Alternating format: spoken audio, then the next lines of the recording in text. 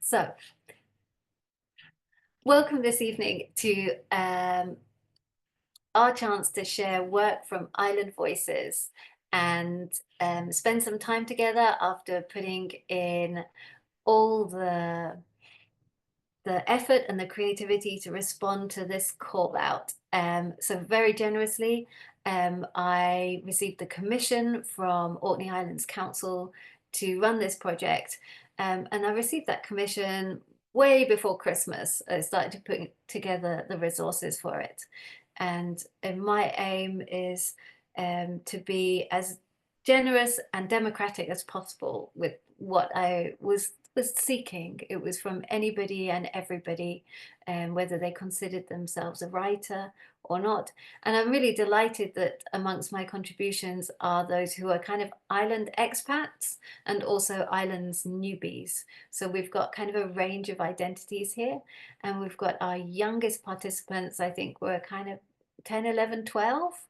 And our oldest participants are very much in their prime, heading into their 80s and plus, I think. So we've got this fantastic range in terms of experience. And we have people here, this might be the first time that they wrote something and sent it in, or they may be really experienced writers. And it's just, yeah, everybody's equally warmly welcome. And I think that's what makes the collection so satisfying for me, is that there's just so much in there. If you just flick through it, there's all these different voices chirping away, and I've just so enjoyed receiving all the submissions. So I want to start with a huge thank you to everybody who's contributed. Thank you for your time. Thank you for your generosity. Thank you for reading the emails that I've been sending out. Thank you to Emma for her support. And also thank you to not just Megumi, but all the artists who responded in the same way to the prompts that were put out as well, and has made this a really, really special little publication. So well, you are warmly welcome, and you are hotly welcome as well if you're experiencing this heat wave that's kind of come up the country. And Tina, we hope you stay warm in your wintry paradise down there. And we're gonna run through the running order. What I'm going to do is I'll probably just announce people's names in pairs just to remind you where you're going to be, so that you know you're going to be up next. We've got a few people who are listening in today. And if by the time we get through everybody, they decide that you decide you'd like to read your piece, then I really hope we can find time to do that. So we've just got an extra person joined us, which is great. We'll just let them get started. So we're going to start with you, Jonathan, and then Tia. Hi, Rebecca. Tia, are you feeling okay to read, or would you rather just listen if you've not had the best day? I'm okay to read. Fantastic. Excellent. Great. Okay. So let's start with Jonathan and then Tia, and then it will be Fran after that. But I'll just keep everybody straight. So you're warmly welcome. Just a wee bit of intro, and then I just can't wait to hear these written words come alive. So over to you, Jonathan. Thank you.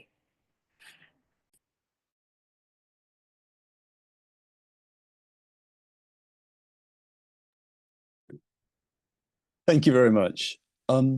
Just a little introduction to say I'm from St. Helena. I was the vet there for many years, and St. Helena's in the middle of the South Atlantic. And the important thing to know, it was seized really by the English and by the East India Company in 1658, and that was its base. No Suez Canal. So all the trade came up through the Atlantic, and most of the ships revictualled at St. Helena. That's significant. The other thing to know relating to my small piece is that it is rich in endemics. It's a sort of mini Galapagos. In fact, it has 30% of all endemic species in all UK territory, including the United Kingdom. So with that in mind, I have a bit of land, and it was owned, it has a ruin on it, built by the son-in-law of the Secretary of the East India Company in 1820. That is significant. So it's called the Toppled Tree. Pagodas with bell-shaped roofs on rocky islets washed by a tranquil sea. Exotic trees, some bushy, others fronded, leaning over a narrow inlet. A cormorant drying its wings in the light breeze on an isolated reef. All this portrayed on a piece of porcelain pulled out from the roots of a toppled silky oak, hand-painted with exquisite delicacy in indigo blue some 200 years ago. Long before the Suez Canal was dug, St. Helena Island stood in the heart of the shipping lane for vessels laden with cargoes from the east, which is how, on the wrong side of Africa, the tree had delivered an astonishing piece of art from the kilns of the Orient. The island is the eroded peak of an undersea Kilimanjaro, long since shunted off the mid-Atlantic ridge by the slow wander of tectonic plates. Sea-girt, iron-bound, and of such a ferocious and forbidding aspect that nature fashioned it in isolation, but with glorious peaks of emerald cloud forest rich in endemics. And it was one such rare endemic that I was checking on under the fallen branches. The upside-down golden sail spider, its body fashioned as a triangular ingot of gold.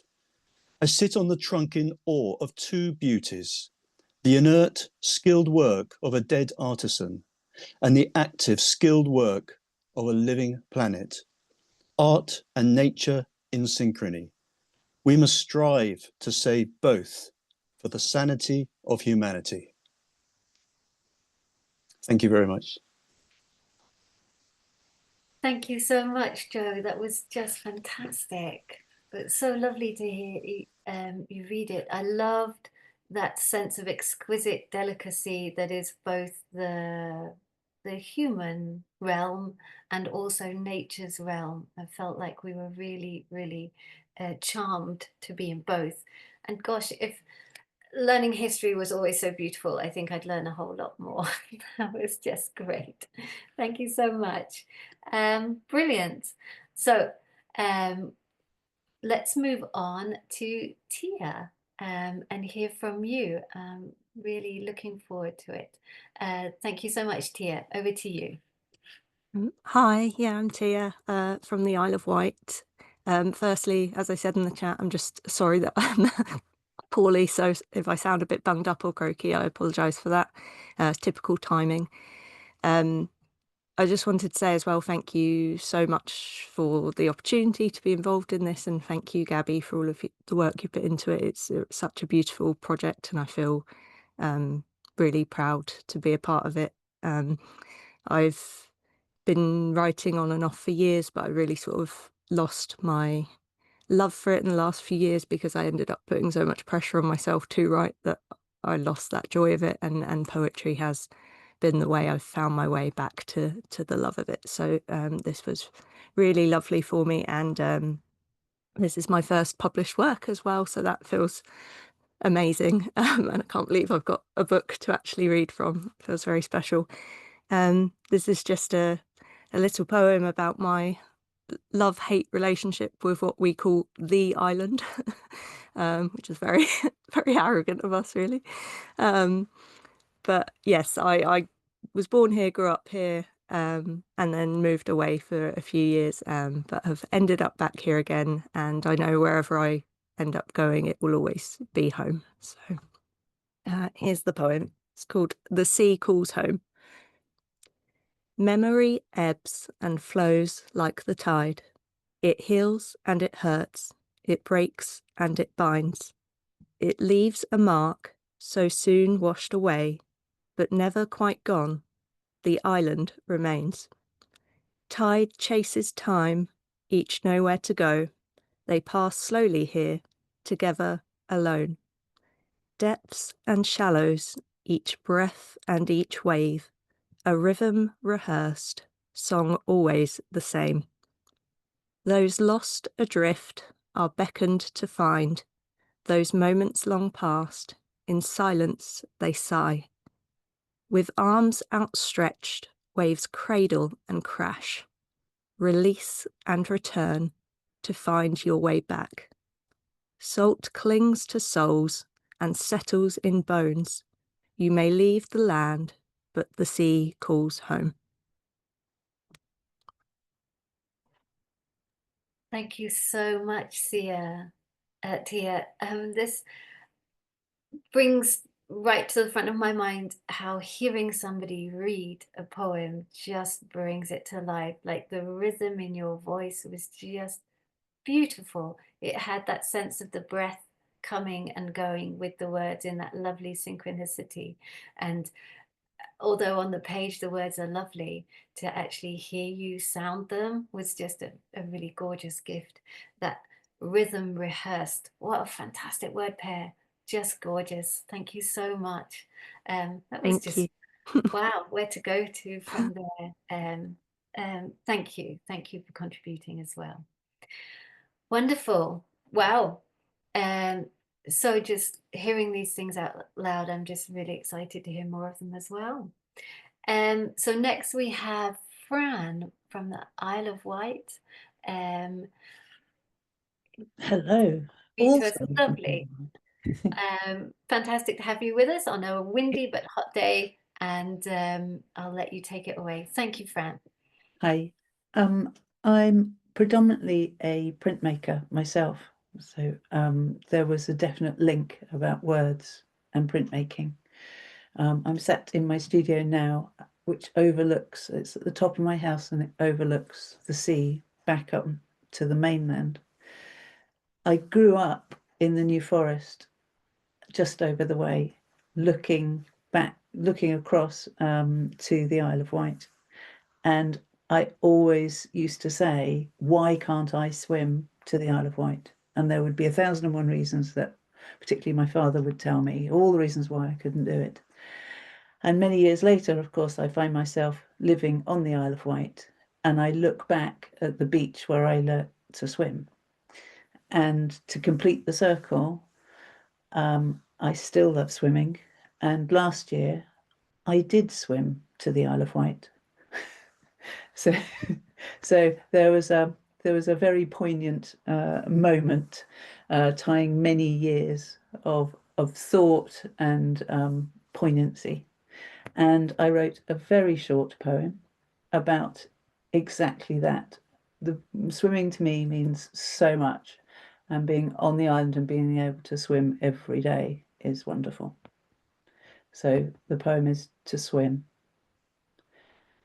Tides pull and push this saline separator at speed across the submerged forests of distant times, each flow tugging further at my heart, each swum stroke a moment nearer to the other side.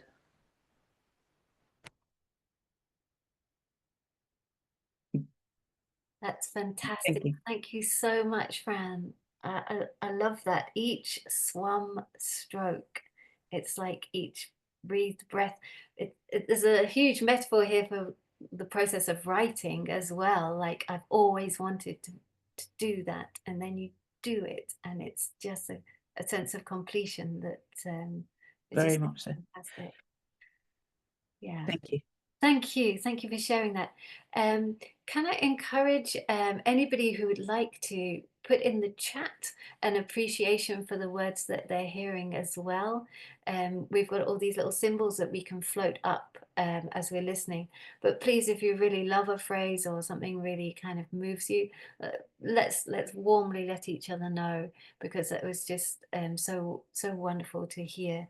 And that story itself from you is like it's like a it's a short story that you could write. It's fantastic. Yeah, wonderful. Fantastic. So thank you, Fran, and yeah, please feel free to use the chat for praise and good words. Great. So we're going to move on now. We've kind of got our next trio of people. We've got Issy Grieve from Orkney, who is with us today, and Sheridan, who is from Gibraltar. Lovely to have you with us. And then following on from there, it's B. Scott from Orkney. But let's start with Issy and then on to Sheridan. So let's just Okay, hello everybody. I'm Issy. I live in Orkney. I'm very lucky to be enjoying the games. We're having lovely weather and it's all going really well. But I have 11 games visitors staying in my house. It's not a big house. I feel as if I am a washing machine and a cooker. That's how I'm feeling this week in the heat. Anyway, it's great to have everybody here. I sometimes write in dialect, Arcadian, and I sometimes write in English. I'm part of a local writers group. There's another one of our group I can see her on the screen today.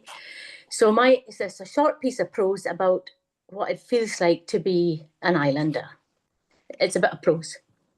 Salt in our blood. Being an Arcadian means you're born with salt in your blood. Your face is washed by both the Atlantic Ocean and the North Sea. And some days you can taste them on your lips. We're surrounded by the sea, and it impacts on our life in many ways. Mostly the impact is joyous, calming, and gives you gratitude. Occasionally, it raises your awareness of nature in different ways. We have many varied conversations about the sea. We don't usually speak about ferries. It's all just boats. Are the boats no gone? Is that the lifeboat gone out? Did he have a good day at the haddocks? Was there much cralling at the creels? Sea has provided meat to fill empty bellies. The fish, partons, lobsters, ebbmeat and the like, and it still provides islanders with daily work. But mostly, folk go to the shore to find grotty buckies, climb on great swathes of sandstone, search in rock pools, build sandcastles and gather the bounty that the tide has washed in. Amongst which there is debris, plastic, chunk, and all the stuff that mankind just blithely disposed of for it to turn up on worse shores. But most of us go to the shore to walk aside the sea, to see it in all its beauty, shades of azure blue to darkest grey, to watch it ripple in the sand or thundering over the craigs, and to feel its power, its magnitude, and to ken we all have salt in our blood. Thank you so much, Izzy. It was just great, fantastic. There's a few dialect new words for me to look up there with those stuff. I got haddock, and then there was a wonderful string of more.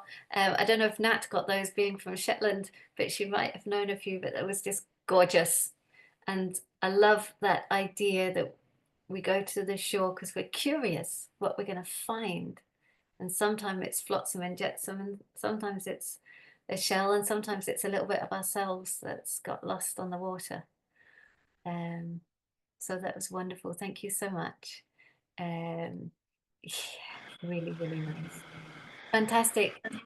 So let's move on to Sheridan. It's just great to have you with us. A fantastic voice from Gibraltar. Over to you, Sheridan. Thank you, Gabrielle, and thank you everyone for being here and for listening to me today. I congratulate all of you for, publishing your work and for having the courage to, let it all out. So I was very inspired by the prompts and the images that were put in the Orkney Island Games site. And I always wanted, to write about where I live, but also give it a twist of fiction, include an element that isn't expected, to talk from where I am, from Gibraltar, but also to add fiction to it. And I really tried with the elements of prose. I usually write poetry. I've been writing poetry for many years now. However, I did try out the prose, and I really enjoyed using fiction and prose.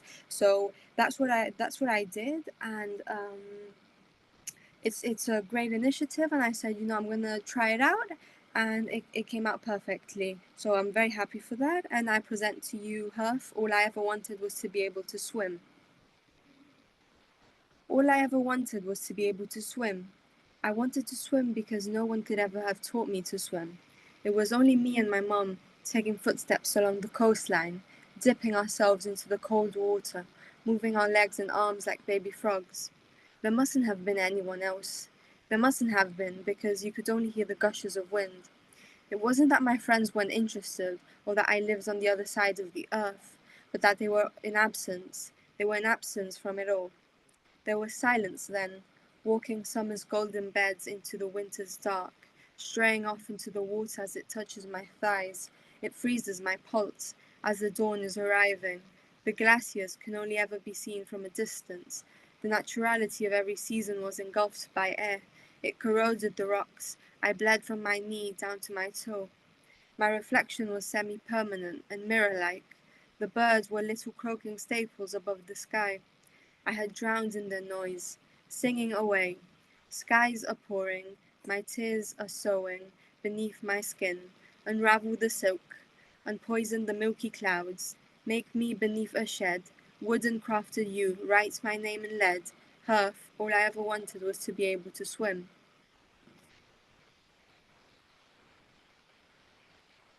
Wow, thank you so much, Sheridan, and beautifully read as well. That was just really Thank you. gorgeous. I love that sense of hypersensitivity. The scale just gets really wacky, everything changing with the reflections and the smallest thing, and the sense of time changing as well. It just works so well. You keep the reader kind of dancing along. It's just really beautiful. The idea of the reflection. I love the idea as well of dipping ourselves, that we can kind of actively dip ourselves in something. Makes me think of what Fran was saying about swimming, that we can do these things to ourselves. I just really love that idea, actually. It's great. Beautifully read. Thank you so much, Sheridan. Okay, so we're going to move on to B and then Olive.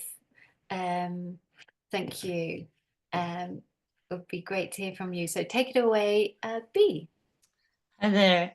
My name is Biljana, but B is easier to pronounce. No, this is just for everybody else. And my surname is Scott, and I am actually of Orcadian origin. I used to come here on holiday with my father, who had cousins here. Of course, I still have family here, and I've now come to live here. The other part of my name is from former Yugoslavia, and my very strange accent is from Switzerland, somewhere in between, which is where I was brought up. I've chosen to read a poem about a particular beach in Orkney, which is one of the most beautiful that we have, and that has a broch, or a fortification, at one end of it. And there's just two items of vocab that I thought I'd introduce. One has already been mentioned by Issy Greaves, and that's groaty buckies. Groaty buckies are the local term for cowrie shells, but our cowrie shells are very small and ridged, and they look like a fingertip. They're not like the big, beautiful, glossy ones that you find in warmer climes. And the second word is swelkies, and these are the waves that crash when you get two currents or two tides crashing against each other. The Broch of Gurness. Low-lying mirror of fast-changing skies, pounded, beaten, broken, yet lapped at too and loved. At Acreness, where a scythe of coral sand curves between bare and blue, we comb the beach for groaty buckies, those pink-flushed fingertips, fine-grooved and fragile. Swelkies whip the sea into a pack of ridgebacks, fierce and impassable, while a slow swell rises to meet them, as fear-flushed and fragile as what we've always sought, as sure as our successes. Bannocks, broch, safe passage. Thank you so much, B. That was just gorgeous. Again, I'm struck by hearing you read it. I get so much out of the kind of percussive sounds, and then how they change into these longer, slowing kind of assonant sounds. It just then moves into a kind of stramash, to use an Orkney word at the end, the way that the sounds all kind of come together and start colliding. It's quite delightful, and it's just really lovely to hear it voiced. Thank you so much. Really super enjoyed that. Wonderful. Okay, thank you. Thank you so much. And now we're going to move to Olive. And if we come to Olive, who stays in Aberdeen, but is not a stranger to islands. Thank you, Gabby, and I'm delighted to be part of this project. My poem, This Land, interrogates what Orkney means to me. I was born and raised here, but I've spent most of my adult life in Aberdeen. And so I'm interested in that enduring significance of my first home. My poem also explores the relationship between place and people, as well as including a few words which I'll translate. White-mouthed seagulls, peedy small, ramsdam, headstrong, druckled, soaked. And lastly, this poem will be included in my debut poetry collection, which will be published in spring next year. This land. What is this land to me? What is Westry, Papa Westry? What is Farah, Cava? What is Flotta with its flame? What is Hoy, home of selkies, whitemas, and music scored on cliffs at Rackwick? What is this land to me? What is the ring of Brodgar, where peedy hands finger time, and fed-up feet paddle dark soil, druckled in the blood o' Norsemen? What is this land to me? What is Drumness with its naming stone and narrow streets entering the minds of sons and daughters? Histories follow, Ramsdam women down chattering closes, and men warming beer with brute hands and bruising banter before facing the cold blackness. What is this land to me? What is Orkney, furrow upon furrow of traits and traces, laid bare in long summer nights of light? Thank you. Thank you so much, Olive. That was just beautifully read as well. Druckled is that usually soaking wet rather than soaked with blood? That's just a fantastic use of that kind of dialect word. It's really kind of haunting, such a vernacular then turned around.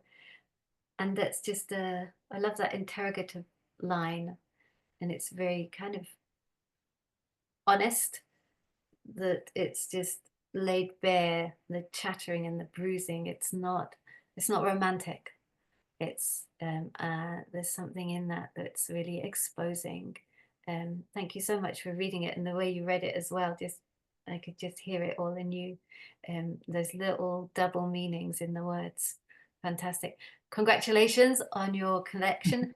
Please pop in the chat the name of the collection so that all the wonderful poets here might look out for it when it comes out, and let us know where that's going to be published. And likewise, if anybody here is on the cusp of publishing a collection or has a collection already published, or pieces of work elsewhere, please don't be shy. This is your chance to share that with this group here, and I think that's fantastic. And I'm so glad something from Island Voices is going to have a second life, because the copyright of all these remain with you.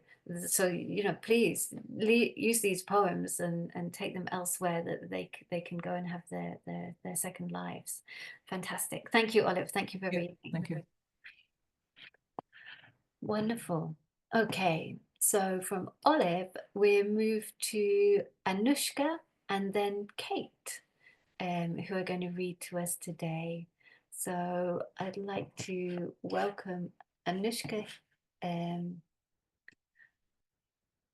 to share her piece with us, and then after that, Kate from the Isle of Wight.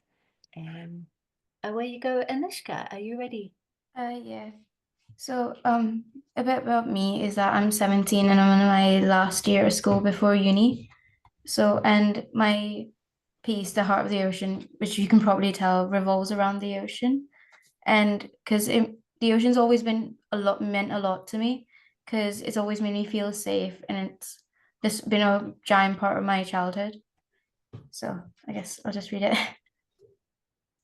Eyes play tricks, lips tell lies, but hearts stay true. And while you drown in the warmth of icy water, you're protected like a baby swaddled in a blanket by their mother, preserved by the ocean's rhythm.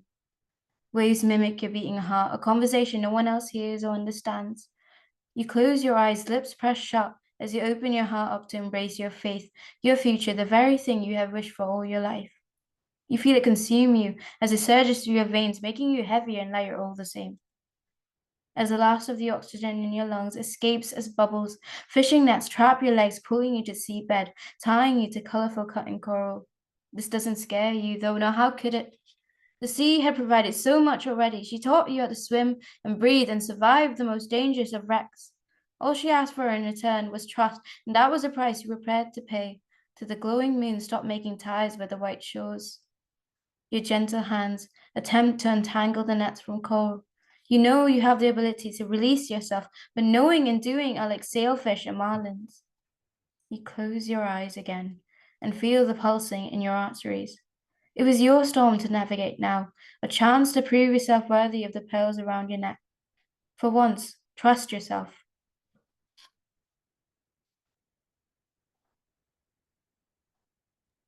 Thank you so much, Anushka. You just read that amazingly. The pace and urgency of your delivery, it's just had a real musicality to it.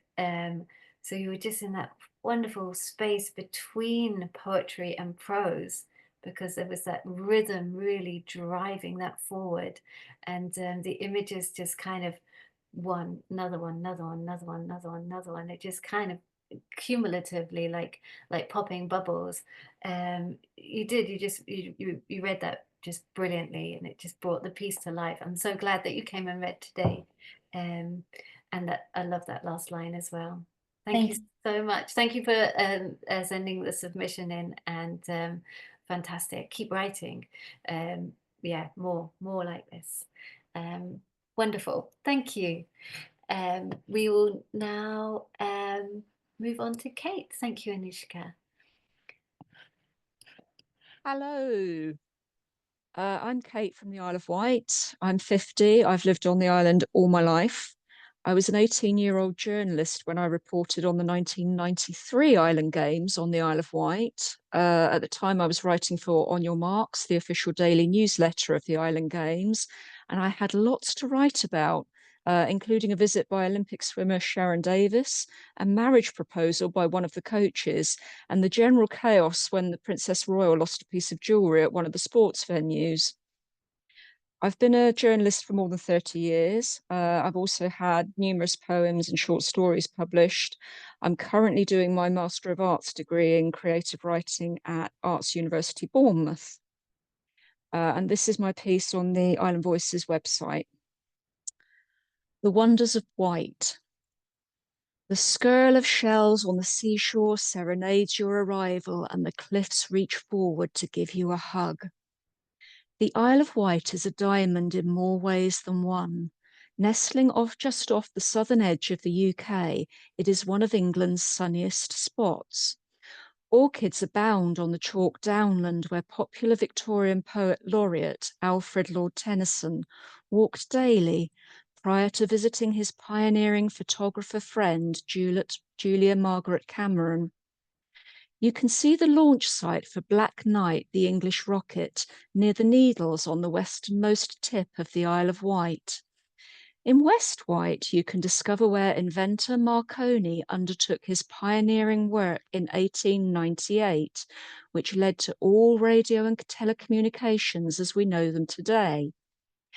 The area was also home to one of the most iconic Isle of Wight festival events, the 1970 pop festival featuring Jimi Hendrix.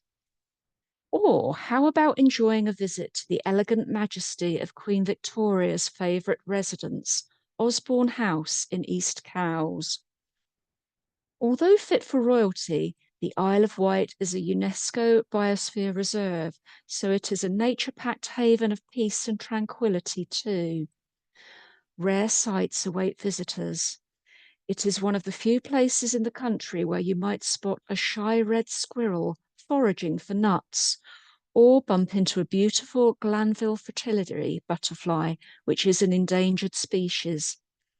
Whatever you choose to do, the Isle of Wight will give you experiences to remember. Thank you. Thank you so much, Kate. That was just wonderful, and wonderful that you were a reporter at the games. And the same goes for, Jonathan's wonderful piece of if learning history was always described so poetically, I may well hold on to a little bit more of it. But everything from Jimi Hendrix to Queen Victoria, fantastic. And it really does sound a jewel of a place. It really does. It just sounds like there's got to be something for everybody there. Wonderful little snapshot. Fantastic to have you with us today. Brilliant. Fantastic. So thank you so much to Kate for that wonderful snapshot and all that wonderful history as well. We're now going to move back up to Orkney with Beatrice Copeland is going to read to us, and then afterwards it's Ladina Lane from Allende. So Beatrice, can I just invite you to share your piece with us today? That would be fantastic. Thank you. Thank you, and thank you so much for the opportunity to be a part of this project. It's really amazing. My name is Beatrice. I'm from the Orkney Islands, and primarily my written work has been film analysis over the last 5-6 years. But over the last year or so, I've really branched out into personal poems and prose. Growing up in Kirkwall means that I've grown up as part of a community, but coming out as queer about a decade ago now has meant that I've had to find a smaller community within that community. And so this is really a piece about that. It's called Community Spirit. The past is in the past, except for when you live here, where our heritage shapes our lives and we are propelled forward by our faith in each other. Yet the present arrives all the same, and with it, a desire to break free. Echoes of the past remain, sensibilities of a bygone age, where you may love who you love so long as you're quiet, where you can be who you want to be as long as you keep yourself to yourself, where you're allowed to be different in theory but never in practice, where saying any of that aloud only isolates you further from an already isolated way of living. Is it any wonder that so many have fled this island in search of acceptance? Yet time inevitably marches on. As the waves erode our shores, so too do the young erode the shyness of their elders. The desire for a bigger, brighter future begins with a single call into the dark, and only with the continued echoing of that call can the light grow brighter. These quiet shows aren't so quiet anymore, as the thundering roar of the true community spirit comes crashing in. The isolated among the isolated have finally been given a seat at the table, even if that table still has room for expansion. As we build a more inclusive home on this archipelago, we find hope in the notion that someday soon, the past really will be in the past. Thank you so much. That is just gorgeous. I just love it. I love so much about the sentiments. I love particularly the language you use. Using the word sensibilities, it's such an old-fashioned word, and it just captures everything that you were kind of putting forward about, the theory and practice of saying who you are and what you are, as long as you do it, you don't really say it out loud. And I love this idea that there's still a future for this table to expand and for us to all learn to be more generous. Put another leaf in the middle of the table. I think that's what Issy's been doing over the last couple of days, set an extra place and warmly welcome more and more from more different places. And just delighted that you sent your piece in, and also that you're writing more like this. I had no idea that this was not a frequent foray, so just warmly encourage you to continue, because it was just a joy to listen to. I feel really privileged. Thank you. Thank you. Thank you. So thank you very much, Beatrice. And then we're going to move on to Ladina, who is in Orkney here somewhere, but not from Orkney originally. Ladina, are you ready for us? Yes, hello. Yes, I came over as an Oland supporter to support our athletes. So we've been going around and watching the different events. And you have a lovely island. But I am originally from the United States. I moved to Oland when I got married. So I'm a transplant, I guess. I became a Finn even just a couple years ago. After the pandemic, I thought after 30 years of living in Finland, I needed to take that extra plunge. But I'm more of a songwriter than I am a poet, although lyrics are poetry in themselves. So Åland is made up of, I think they say 6,000 islands, but only 300 of them are inhabitable. So I wanted to kind of include all of Åland in my poem, not just the main island. So Åland, our home. We are the many that make up the one, the 16 small counties that all get along. There is Fögle and Geta, Brende and Sund. From Saltvik we guard them all the night through. Eckerö, Lumparland and Mariehamn welcome the guests all summer long. There's Hammarland, Finström and Kumlinge. Sottunga is the biggest and smallest of all. Kyrka's the place where monks used to roam. To Jomala, Lemland and Vårdo we go. These, the 16 small counties of Åland, our home. Wonderful. I'm so chuffed to hear those islands, counties read out loud. It was just wonderful. It kind of almost sounds a little bit like some of the Shetlandic names. There's definitely a kind of relationship in this, just the sound making, and it's just great. And it's great that you managed to include everybody from your island home, all those communities. Wonderful, and wonderfully read as well. You paced it really well. It's quite difficult with names. You want to articulate each one of it. That was just beautifully done. Thank you so much, and thank you for bringing all those island places to us. That was just I'm really grateful for you being here today and sharing that with us. It is just really great, again, just to hear these things out loud. So thank you very much, Ladina. Thank you. Wonderful. Okay, so we are making fantastic progress. We are jaunting back to Orkney now. Carola, you're next on my list, followed by, so we're kind of doing a rather crazy loop here from Orkney and then down to Teenie and St. Helena. So if I'd just like to invite Carola to speak. Are you ready for us, Carola?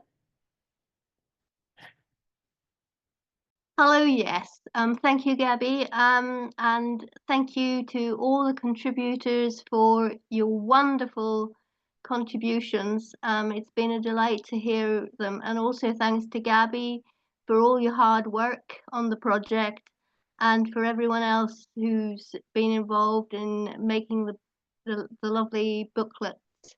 happen, and also the games themselves. So I'm Corolla, a writer, book reviewer, and independent scholar based in Orkney, as Gabby says. My piece is a piece of prose, and it's pretty self-explanatory. The language of landscape, wide open vistas, as far as the eye can roam, breathtaking beauty at every turn, whatever the weather. A legacy of ancient archaeology and history, mapping these islands with a picture of how people lived through the centuries. It's a heritage that creates weight, along with the feeling of freedom that gifts creativity, innovation, imagination, and talent to the folk who live here. In Orkney, you will find the best food and whiskey you will ever know. It is the place where the merry dancers paint the night sky, where happiness and the quality of life are high. It is the native island's natural beauty of land and sea, the rhythm of the seasons, the magnificence of the sagas, the standing stones, St. Magnus Cathedral, and the Old Man of Hoy. People travel from all over the world to experience them. Sustainability and the development of renewable energy are the ethos of contemporary Orkney. Our climate and the waters of our shores are ideal for the testing of tidal devices that aim to deliver power from natural sources to regions near and far. Electric vehicles drive on our streets and solar panels heat our homes. In this archipelago of islands, the past and the future are embraced with equal fervour. They are the birthplace of my literary idol, George Mackay Brown, a place he loved and rarely left. I feel immensely blessed to call Orkney my home. Thank you.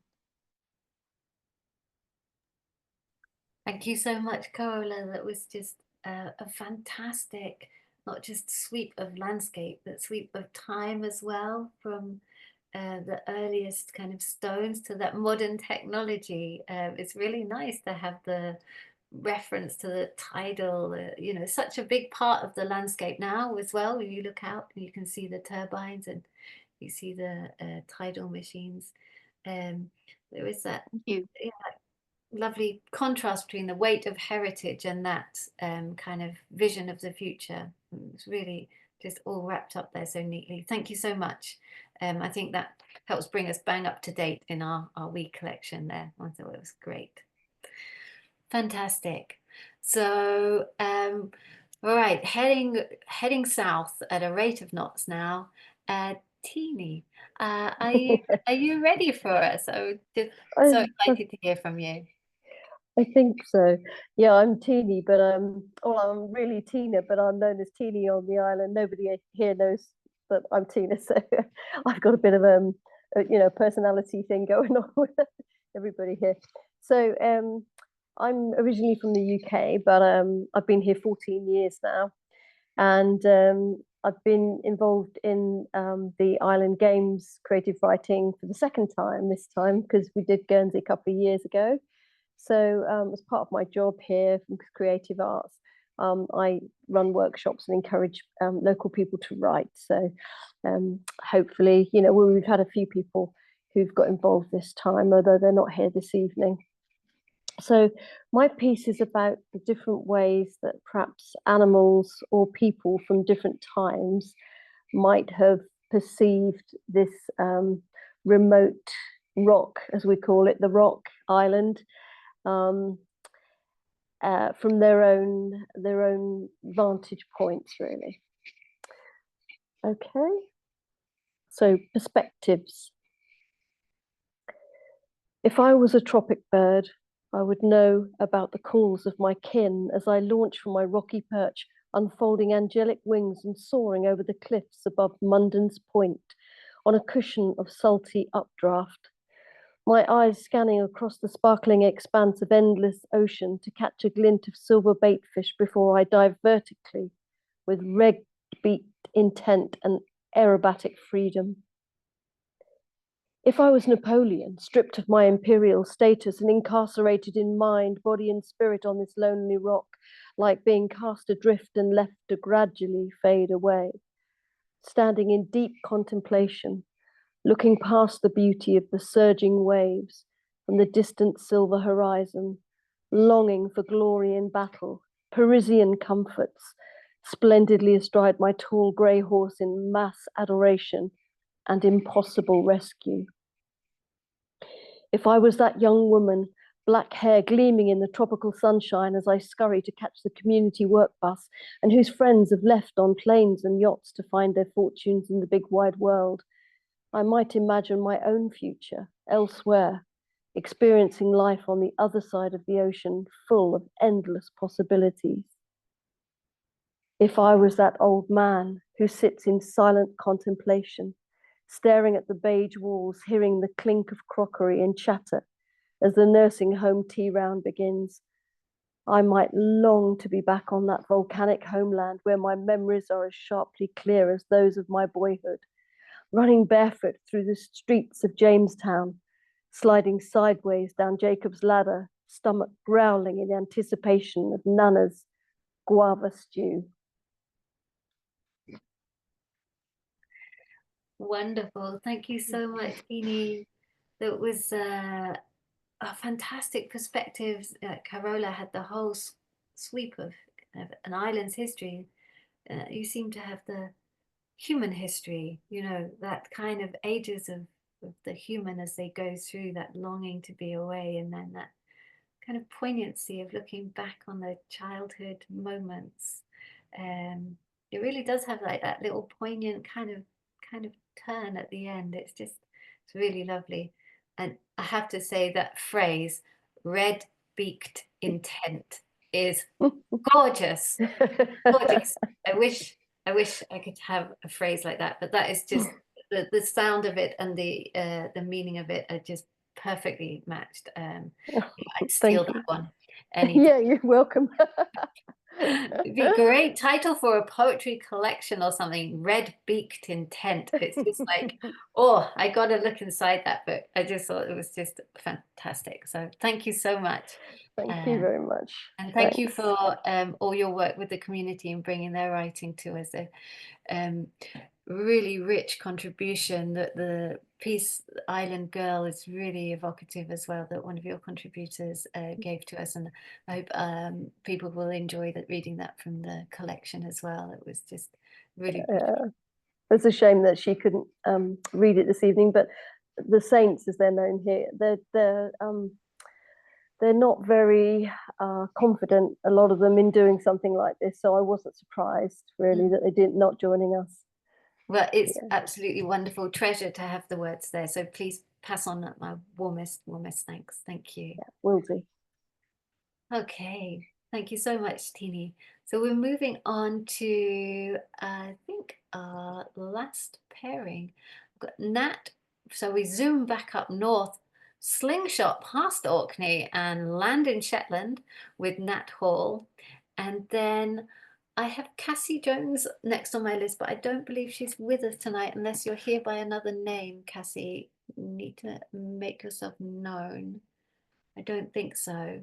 So I think we'll go straight from Nat to Anna King, who's from Orkney as well. So if we could, if Nat, if you're ready, it would be fantastic to hear from you, please. Yes, hello, and thank you very much, Ellie, for this fantastic project and a great night tonight. It's absolutely phenomenal.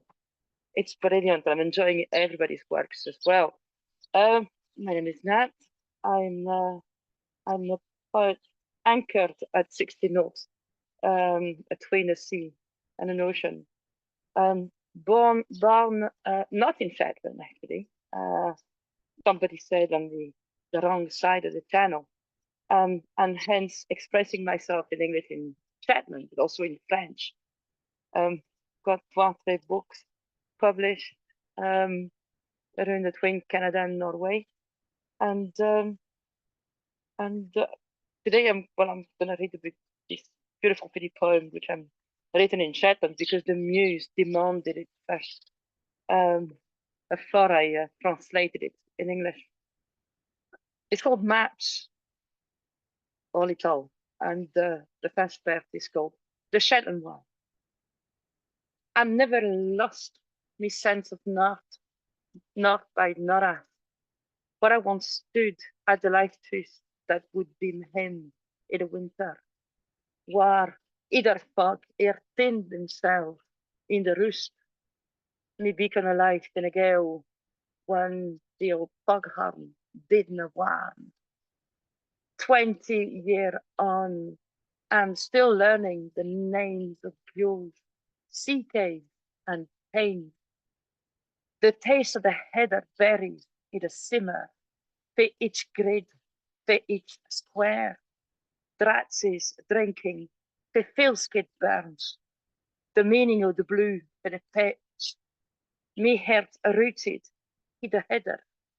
Cartographic around the skerries, homes and isles, as the sun wakes for each dim riv. And in proper English, in No Canafin, as I said in Shetland, it translates like this. I never lost my sense of north, not by northeast, where I once stood at the lighthouse that would be home deep in winter, where others vanished in the roost, these tidal jinks oceanic, my beacon of light in the gale, when old foghorn remained silent. 20 years on, and still learning name of its view, sea cave and tongues of land, taste of crowberries in summer, from each grid, from each square, otters drinking in feisty streams, meaning of deep blue in the peat, my heart rooted deep in heather, cartographic around skerries, homes and islands, as the sun wakes from each new dawn. Thank you. Thank you so much, Nat. Thank you as well. I feel doubly blessed that we had the kind of English version as well. That was great. I love you kind of bring us winter on this outrageous summer day, the gales and the lighthouse. But it's great. I love it because that is part of the island life too. I have a question. What's Stockholm? Is that what's that a reference to? The foghorn is this tower of light that the Stevenson's families have built all around Scotland and Orkney and Shetland. It's just the way I'm saying it, maybe. Okay. Yeah. And it, like, No, that's okay. I was just kind of getting my ear in. So, that's fantastic. And I wonder if the berries this year will be very, very sweet. Well, I'm hoping so. Yeah, because of the wonderful sunshine. Yeah, fantastic. And as you read, I don't know if anybody else noticed, but the birds accompanied you beautifully. There was a wonderful background. It was just fantastic. Thank you so much. Wonderful to have some Shetlandic dialect with us today, keeping Issy company with some fantastic dialect. Great. Thank you from Shetland. We are now going to go on to Annie King, and also we do have Cassie with us. I hadn't recognized her on the list, but she's going to kind of pop in the running order after Annie. So thank you to Nat. And Annie, are you ready to read for us? That would be just fantastic. Thank you.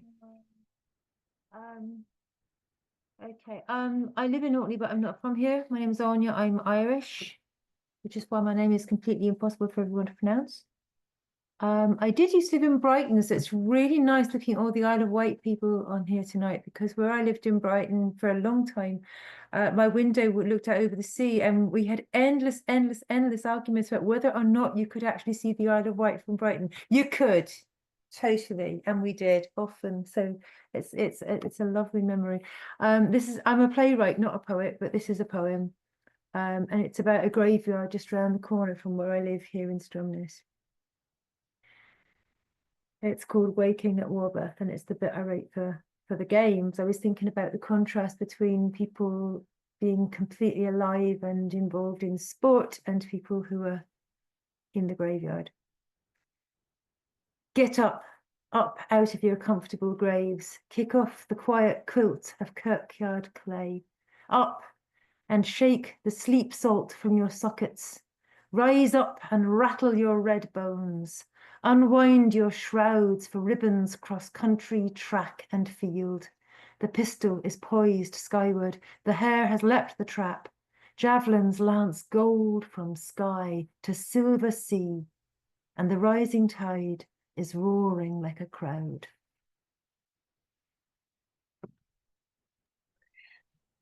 That was just brilliant. I think I need that poem read to me every morning to get me out of bed, never mind out of the grave. I love it. I love the energy of it. And I love the insistence and the demand. Get up, get up, get up, get up now. And yeah, it captures something of the energy of the games. Thank you so much, Anya. Yes, I know poetry is not your first calling, but I think it's a pretty good one. That was excellent, really enjoyable.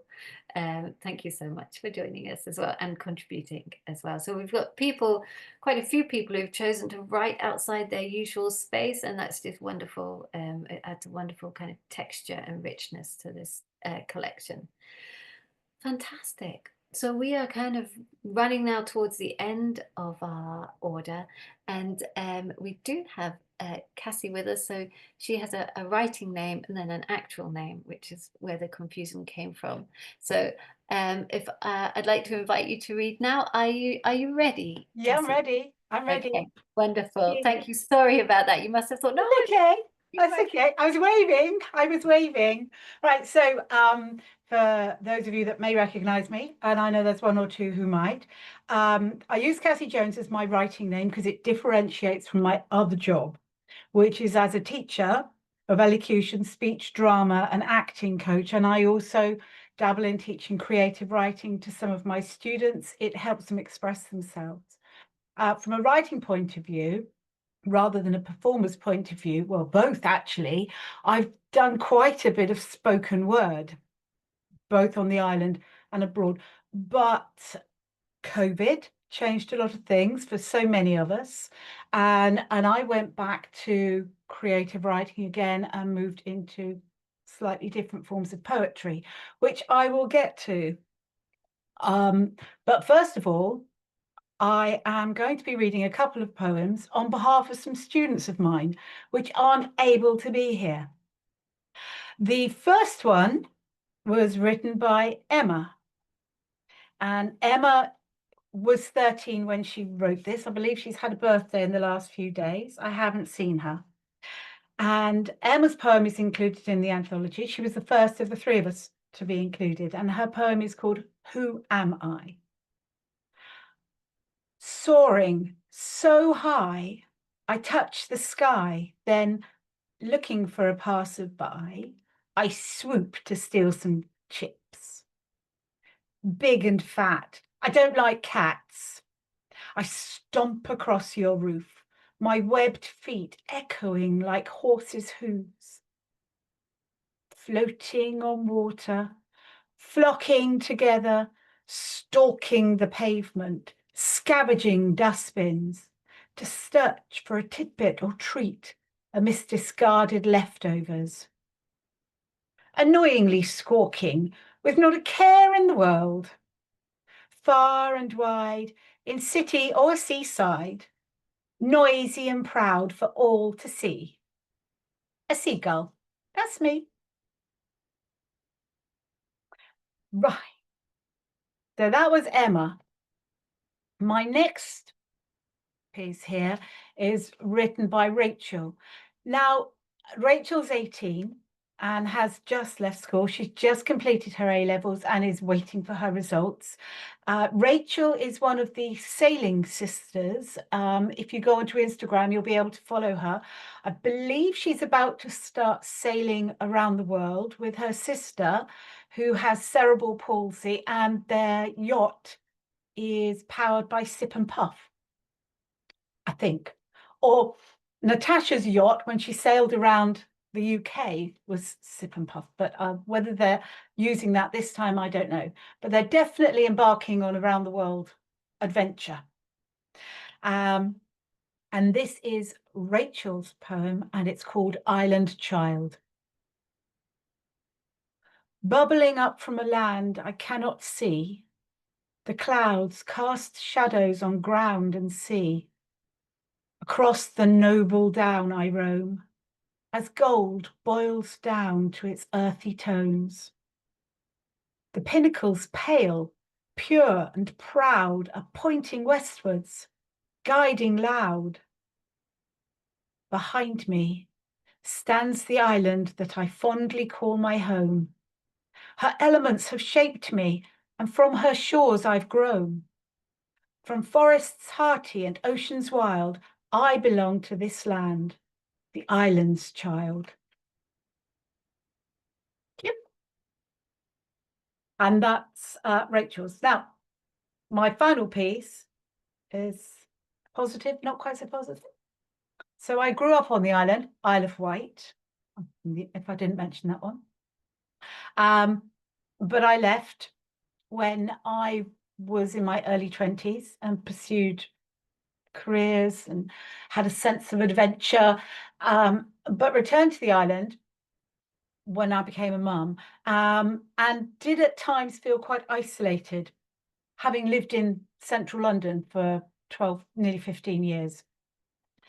One day I was down on the beach, looking out, and the parties were over, it was getting quiet. And this is a poem that I've written out of that feeling. It's called Another Summer Season. Mooring buoys bob on the surface like balloons discarded after a party. The sea stretches beyond the haze of the horizon into infinity. Its mill pond stillness rippled only by a ferry gliding silently into another world. Wavering reflections on the water endorse the isolation of this island. Another summer season has ended. The end. Thank you. Thank you so much. I love the summer season poem because of the ambiguity of who or what is being left behind, you know, where the reality is. I just, when I first read that, I had, oh, this is uncanny. Yes. There is a feeling that you're being left behind, but also that you want them to go. Yeah, yeah. And that your reality is the real reality. Yeah. Or is it? Or is it? Wonderful. And for the pieces that you read for your students, yes, Rachel's image of the gold boils down to earthy tone is an image any poet here I feel would be absolutely thrilled with. So just pass on that was just crafted beautifully. That line is just gorgeous. And Emma's poem I read out on Radio Orkney, and I think it's already kind of people's favorite from the book when they pick it up and they read it, said, oh yeah, the seagull. So it just tickles people. It really tickles people. But it's very true, isn't it? I mean, you don't want them on your roof. No, and they are going to steal your chips. So thank you so much. Thank you for sharing your students' work as well, and for their contribution and the encouragement to contribute. It's really appreciated. Oh, can I just say that the reason I was quite keen to take part in this is I actually have 2 former students up there at the moment competing. So I know. So best of luck to them. Again, speech and drama-y people, but one's sailing and one's running. And hopefully they're not creating havoc in Izzy's place. There you go. Well, a bit of havoc does us all good once in a while. There we go. Oh yes, Izzy apologizes. She hears 22 tiny feet returning, so she's excusing herself. We've still got a wee bit of time left. Thank you so much, Cassie. Thank you for sharing those with us. It felt like a real bonus. And since we've got 9 minutes left, I've had a really generous offer from Rebecca, who's with us this evening, who's been helping organise contributions from the Western Isles mental health group Catch 23. And she's offered to just share a couple of the members' pieces of work that went into the book. And they've just been really great in getting these folk organised and sending things into me. And then I have a small request for me to read what I have written as well. So I think we've probably got time for that. So Rebecca, if you're ready, I'd like to invite you to share some of the pieces from the Western Isles. That would be fabulous. Good to hear some Western Isles stuff. Great, thank you so much for letting me include, and I do apologise. I've been in hospital with really problematic asthma, so my voice for reading out is not the best, but I will absolutely do my best. The first piece is written by Spencer Woodcock, who is our creative writing group facilitator. Spencer's a great writer. Sadly, he wouldn't mind me sharing because it's in the public domain. He was diagnosed with Parkinson's disease a couple of years ago, which unfortunately is beginning to affect his voice in order to enable him to read his own work out. So I would like to just start by reading Spencer's piece called The Rock. The rock is not a rock, it's 1,001 rocks. The substrates, the gneiss rock, the deep peat, the prehistoric rocks, the local rocks, the crofters, the cruise ship tour guides, the Scottish macker, the villages hollowed out by holiday lets rocks, the teenagers working in the chip shops, the townie whose lack of Gaelic feels like an aching amputated limb rocks, the Scots rocks, Von Quinfay the Brock, for married Alistair a Shawbost, the Edinburgh seascape artist, the Hebkelt film camera volunteer from East Kilbride rocks, the English rocks, saw the radiographer job online and thought, why not? The Londoner, so thankful he escaped before lockdown, the acid casualty blown in for solstice at the Stones, marooned in a cheap tent on Barbis Moor rocks. Me, the Pakistani rocks, the Nepalese hotel chef rocks, the Syrians from Aleppo who had to get their children somewhere safe rocks, the brochure and Facebook rocks, the Brock, the Stones, the peerless beaches bathed in golden sunlight where it never rains rocks, the cancer diagnosis, the dialysis, the Parkinson's consultation via video link to Glasgow, the can't get a dentist rocks, the why did we buy the freezing ruin in the North Atlantic rocks, the place that feels like home rocks, the oh God, I've got to get off this rock rocks, time, how do I get back from London, Dubai, Melbourne to my rocks, the skein of long-tailed ducks against a crimson sunset rock.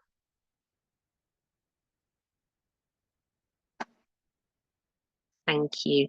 And the next piece is written by our youngest at the moment, Cracks 23 group writing group member, Josie M. Townsend. I'm also delighted to say it was Josie's first day in post. She's just started in post with us in a paid job today, so that's wonderful. Lost in the Mist by Josie M. Townsend. A girl of 3 wandered free along a winding path, her eyes glued to mystic hues, a sinking silver swathe. 3 fishermen cried to save the child from icy ocean's wrath. Not a moment late they pulled her safe, the child found at last. Carried back, then sat on lap inside their big red van. A question cast, where's home, they asked, the girl who may have ran. She told a lie to escape their sight. She couldn't face her clan. They weren't assured and neighbours saw as girl divulged her plan. So on they drove and brought her home to parents' great relief. Fishermen praised and off they blazed to their own families. The girl who greets a logless sea and thinks, what could have been? She's grateful to see for fishermen three and for being seen. Thank you so much, Rebecca. Just fantastic pieces, and you read really well. You read really Thank well. you. And that last piece has just such a great, simple rhythm, and it just shows you that direct language can just convey so quickly, so much, a whole narrative in a handful of lines. That was just fantastic. I really enjoyed that. Spencer's, if you could just tell him that it was the mood he captures so quickly. He had me laughing. The radiographer job, why not, rocks is so funny because that's exactly what happens. And then the really sad, the Syrians looking for safety, rock. It's just beyond awful what humans can do to each other. He just, he just had me in pieces. It was a mosaic that's just, there's kind of so much in there. Reading it, you can slow it down, and hearing you deliver it, it just layers up just so amazingly. So thank you for reading. Wonderful. So that kind of brings us round to me. So I'm going to read you just if you have the patience, I'm going to put us on speaker view like this, for me anyway. I'm going to read my wee piece from the book.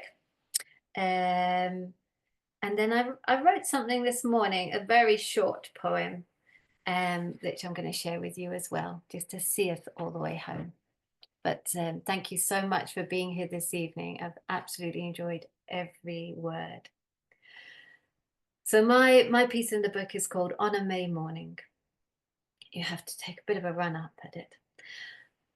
On a May morning, there's talk of the festival, an after party and sore heads, while gulls siren and pass overhead, leaving curlews the fields and oyster catchers the shore, and petrels the wide grey sea, passing over turf roofs thousands of years old, and memories of hearth, and an ember that holds the tune of life caught up by hands new and seasoned, and a tide of sound lifts heartbeats, and tears spill bittersweet as the gulls in the morning, and there's local beer and miniature bottles of wine, and stamping and clapping and belonging to the circle of life, and there's the way that lives turn out, and death is final and dark, then fizzes again on a May morning, and its memories of father and grandmother, sister and brother, and the child that was, and even during the deep, dark, bitter sweetness, the gulls still pass overhead, and curlews call in the fields, and on a May morning, there's talk of the festival, an after party, and sore heads.